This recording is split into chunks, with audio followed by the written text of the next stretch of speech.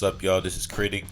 I'm going to experiment today on the video because I got a whole bunch of shit to review that I've seen or listened to in the last couple weeks. So if you're listening to this and enjoy this type of video, let me know.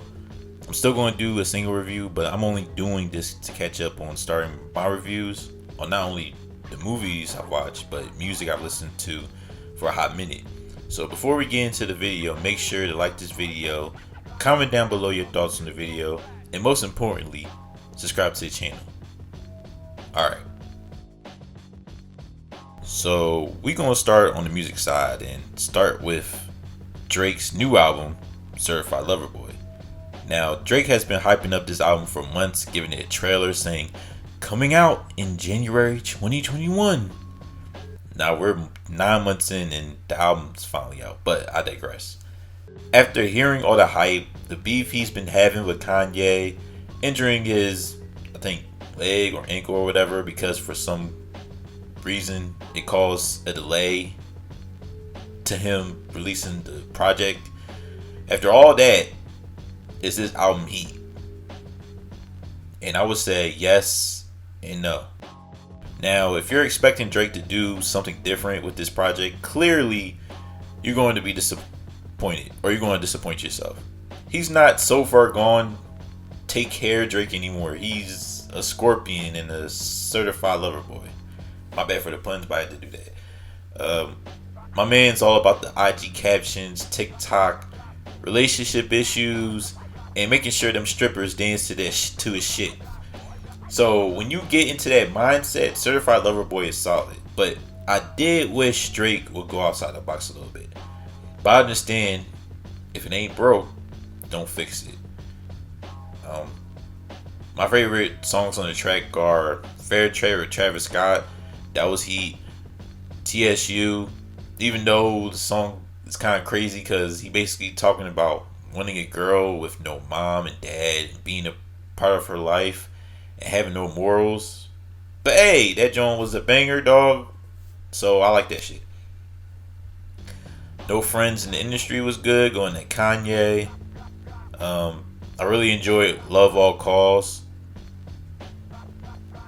Love All, because Jay-Z was just really angry. Like, sir, who made you mad that morning to write that verse? I bet it's Dame Dash, but we that's for another day. And Yabba's Heartbreak, which I thought was a really good track. I wish it was longer, but it was just a vibe. Overall, this was a solid album, so I'll give Certified Lover Boy a 3.5 out of 5 baby bombs.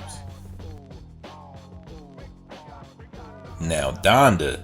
Now, Kanye has been putting up concerts for a whole month on Donda in Atlanta, so I kind of already know the songs, but they weren't a finished product, and I couldn't give my full opinion on it.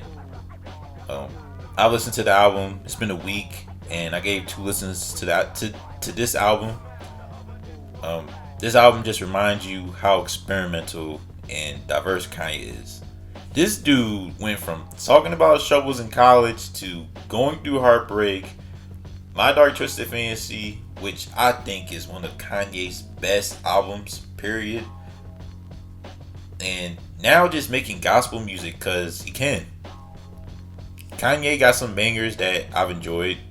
I was just whatever on. And a week later was just feeling the vibe of it.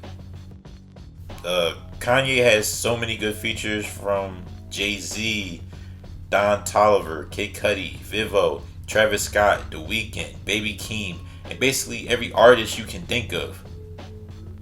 The problem I have with Kanye is just, what the hell was that joint?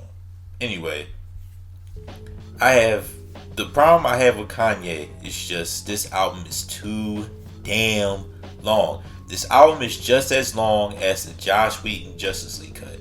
Remember that joint was like 2 hours.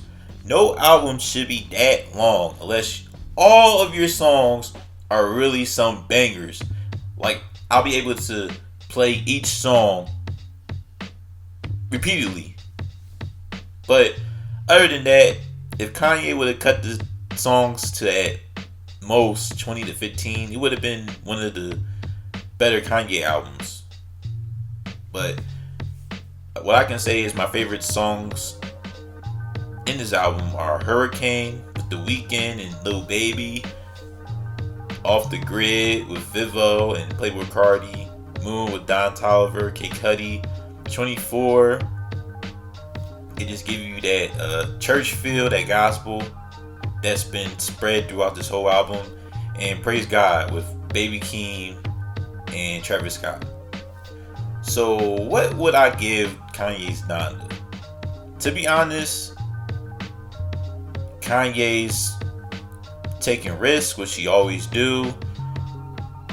Even though all this whole album is just very long, there's enough songs in this album where I'm really gonna be playing it multiple times.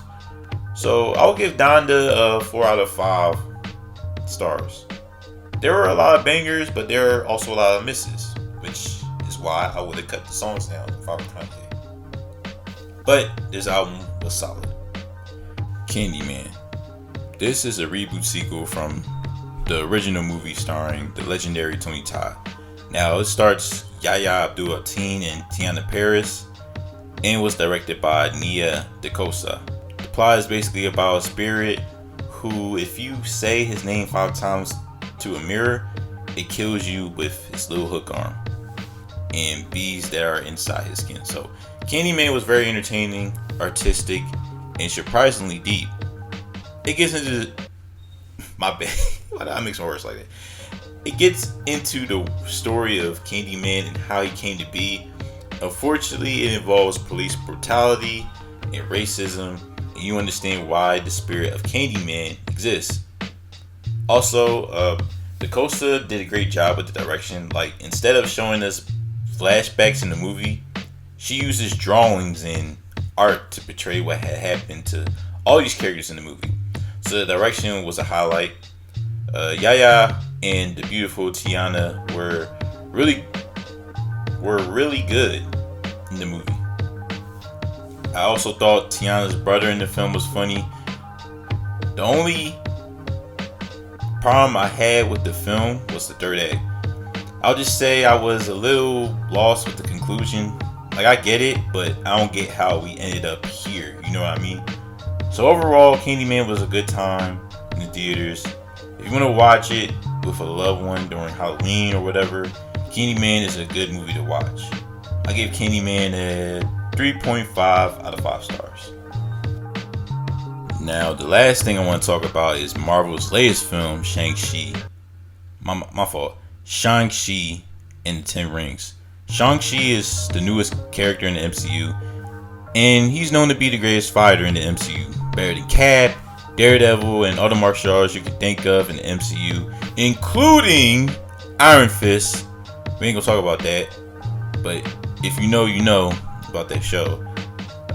It's in the trailer, so I can say it. We finally see the Mandarin, which, if you remember, we got the Foreman Mills Mandarin in Iron Man 3, because Marvel for some reason was scared to show him for some reason. But anyways, they showed the Mandarin here, and that's that. So what are my thoughts on Shang-Chi and the Ten Rings? Well, it was great. Yes, it's a typical origin story. The CGI in some places in the film is noticeable, but other than that, and also some parts of the comedy are kind of dry and really aren't that funny. But other than that, I really enjoyed Shang-Chi. It was diverse. The director was able to use different languages to talk, for the characters to talk to each other in the native language, which I thought was refreshing. The fight oh my god, why can't I say this word? The fight choreography. Yeah, you got it right. The fight choreography was the best I've ever seen in the MCU, right?